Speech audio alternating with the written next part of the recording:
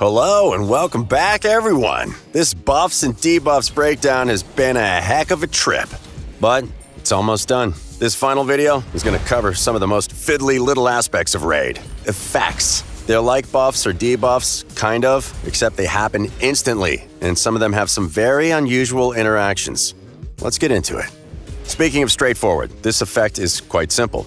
A fair number of champions have the ability to remove buffs from enemy champions or debuffs from their own teammates. This ability is extremely useful. It doesn't work on protected buffs and debuffs. Well, it works on your protected buffs and debuffs, but you don't often try to remove your own buffs or remove your debuffs from the enemy. What are protected buffs and debuffs? We'll get into that later. So, that's the most basic form of messing with buffs and debuffs, getting rid of them. But there's more stuff you can do.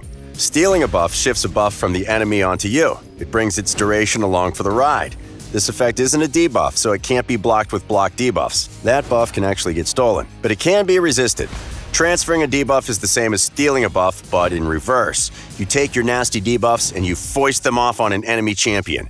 It's not automatic. If you try to transfer a debuff onto a champion, they get a resistance check against your accuracy. And it is your accuracy when you're transferring a debuff, even if that debuff originally came from the target you're transferring the debuff to. There are actually a few champions that have passives that automatically transfer debuffs back to the sender. It might look quick when that happens, the debuff bouncing off the target back to the caster, but the debuff does actually land briefly.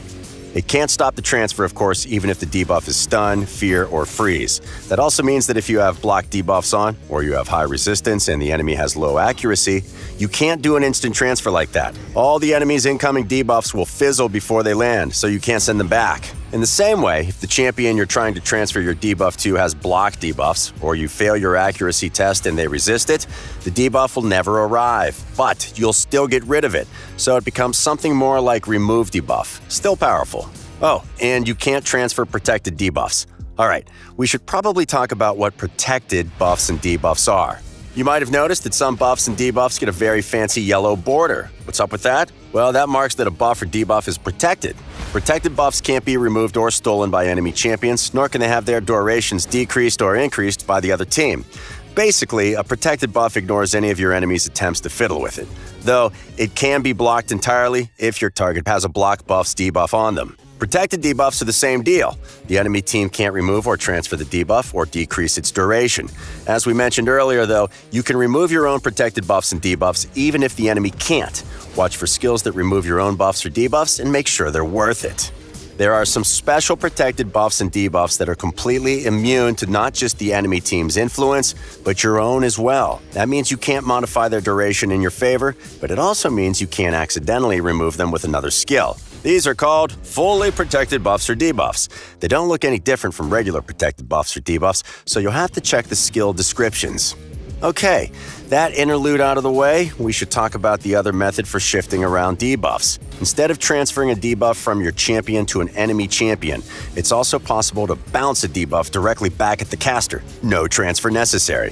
This is called deflect debuff. When you deflect a debuff, the target of the debuff instantly switches. There's no resistance check. The caster just debuffs themselves instantly. This effect even works on protected debuffs. The target changes instantly, so you can return them to sender, no problem. The enemy can't even remove the debuff that way. Deflected debuffs can still be blocked though, so if the enemy has block debuffs, then the debuffs that you're deflecting back at them will just fizzle out and vanish. However, unlike transfer debuffs, you can have block debuffs on yourself and still deflect debuffs. The debuffs are deflected before checking for block debuffs. This is pretty straightforward. Increasing duration makes the buff or debuff last a turn longer, while decreasing the duration makes it last one fewer turn, potentially ending the buff or debuff immediately. This still isn't a debuff, so it can't be blocked, but this effect can be resisted. Block Revive kind of sits between debuff and effect since it is a debuff, but it doesn't really act like one.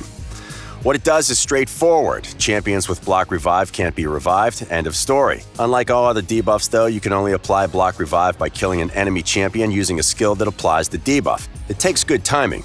Also, unlike other debuffs, Block Revive can't be blocked or resisted, and you can't even see it because the champion's dead. It can't be removed, and it never wears off. Once you put out a Block Revive, that champion's not coming back. Here's a weird one. Some skills in the Destroy Artifact set lets you not just damage the enemy's HP, but degrade their max HP for the rest of the battle. This can be really handy if you're up against a stubborn set of healers or the enemy likes to use revive abilities. However, it really does reduce the enemy's max HP. So if you have attacks that scale on enemy max HP, those skills will deal gradually less and less damage as their max HP gets lower and lower. Same goes for poison and HP burn debuffs. You're doubtlessly familiar with this one. A fair number of champions can boost their allies' turn meters, letting them take a turn sooner. Or they can drain the enemy's turn meters, letting your slower champions get ahead. If you don't know what turn meters are, check out our turn meters video. This effect can be resisted, and there are also a few restrictions on how this whole process works. First, champions can increase their own turn meters and do so all the time. They reduce their turn meters to 0% at the start of their turns, so any turn meter boost they use on their turn will go towards preparing them for their next turn. Second, there's a difference between reducing a turn meter by 100% and depleting a turn meter. A champion at 150% turn meter will go to 50% if reduced by 100%, but go to 0% if depleted. Third, as mentioned in our turn meters episode, a turn meter can't be reduced below 0. So, someone hitting a champion at 70% turn meter with a skill that reduces the turn meter by 100% will just reduce it to 0%. The extra 30% reduction is ignored. Fourth, when you steal someone's turn meter, the amount of your turn meter filled is equal to the amount you actually stole, not the amount you tried to steal. If a skill that steals 50% turn meter hits a target with only 30% of their meter filled, you only get 30% turn meter for yourself. Speaking of our turn meter episode, we actually made a mistake. In that episode of Raid 101, we said you couldn't increase a champion's turn meter if it was already above 100%. You could use increased speed, but direct increases didn't work. This is just not true. Sorry about that. It works just fine. We were completely wrong. Okay, that's that. Whew. That was a lot of ground to cover, but you did it! Buffs, debuffs, and effects might only seem like a part of Raid, but as you can see, they're a very big part. We hope you enjoyed this injection of pure raiding knowledge, and you'll join us again next time. Be sure to like and subscribe if you want more awesome Raid content.